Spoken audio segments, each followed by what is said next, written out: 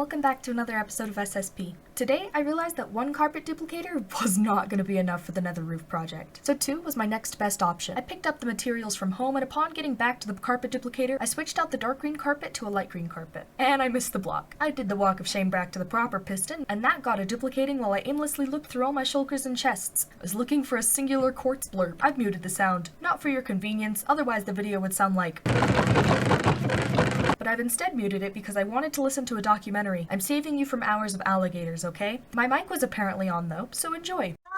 But you don't get audio privileges this episode. I aimlessly looked through all my chests again. This time it was actually aimless. Then I broke my knot porch to make some sticks. I slapped that lever onto the machine to Frankenstein my second carpet duplicator to life. That wasn't the proper terminology, but hey, we're rolling in new carpet now, so no complaints here. Next carpet on the list was dark gray, and I surprised myself with how much I would need for this project. Even if there was barely any mountains showing on the map, there was a butt ton of gray that was needed. I then got a tad impatient and switched out one duplicator for light gray. Debate, gray with an E or gray with an A. Personally, I'm American, which means I pronounce it gray, like gray.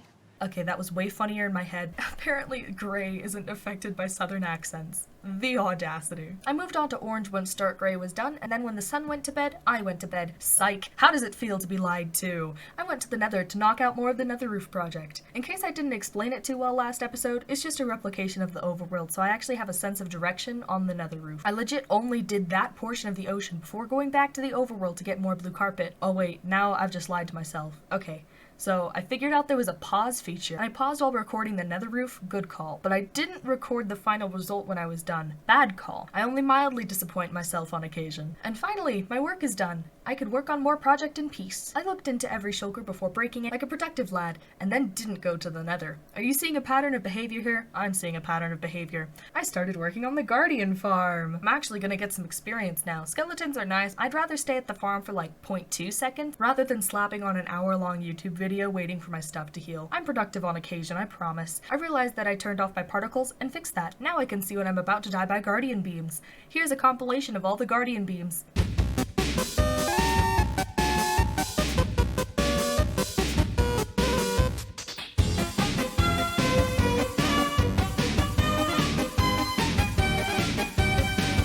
So yeah, anyways, I decided to wise up and actually look up how to build a guardian farm. I regret ever looking this up. What are you doing with my life? One existential crisis later, I kept working on draining the monument. And since I couldn't sleep, I had to deal with phantom consequences. Instead of dealing with them immediately, I used the power of single player and pushed pause, messing with how many particles I could see while I fought them. Why? I can't remember. Maybe I didn't want the reminder of mining fatigue. Maybe I am the smelly cat. Smelly cat. And then I killed all the phantoms. I then reasoned why I should continue to make the monument. I'm just gonna have a second fancy monument. Why? Because I need 2 massive storage silos, that's why. After that fiasco, I killed a zombie and typed A in chat. Mined away at some obsidian, got attacked by multiple phantoms, and after killing them, I went back to obsidian mining. A stack and 19 obsidian later, I did the walk of shame all the way back home. Either way, I carried along my journey with my head high. The only portal still connected to the resource part of the nether is like a quadrillion blocks to the that way, so I took it by boat. Minecraft then made me regret ever using a sword with knockback, and then started crying with me. Only after going through the portal did I realize I'd need to mark down the coordinates for the current portal. Then I slurped up some quartz before following the coordinates to where the new portal was gonna be. I found a mystery portal, said hello to a baby piglin, and then made the portal back to the overworld. And it worked! Now I just have to test if it would work on the other side, and... why did I leave? I ran home and scoured the chests for a pickaxe apparently? I wanted to break all of the quartz right now. Heck, karma. Bruh, not when I'm literally at the peak of what I'm trying to do.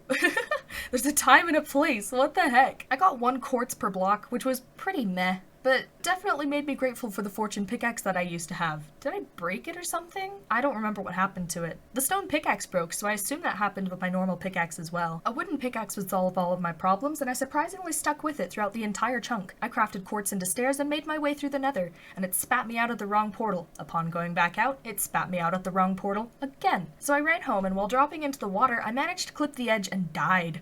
I got my stuff back in record time, but dang did that throw me off guard.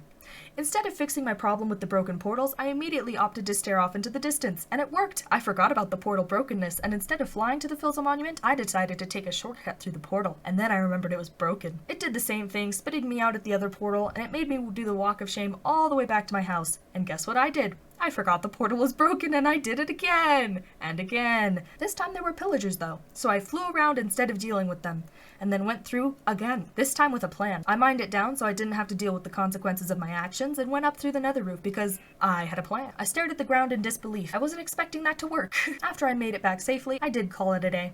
I looked over the great expanse of the nothing sky, and I looked through my carpet boxes, wondering if more nether roof was worth the time. The answer was no. But I did fix up the monument portal, as much as I could. I wanted to reflect what it looked like in the overworld, so that means slightly elevated is the way to go. I'm excited for when I have enough quartz to finish this off. It's gonna look awesome. Finally, I set up the portal that's gonna connect to my future Pride Castle. We've copied Filza, now we copy Eric. And when I say copy, I really mean take an insane amount of inspiration from. I messed up the portal stuff and didn't break the portal in the normal nether, so I had to boat home like a loser. And that's where we're ending it. Thank you so much for watching. I really do appreciate it. Please subscribe if you really liked it. I'm trying to get to 100. That's such a tiny number, but it's a big number to me, okay? Blech.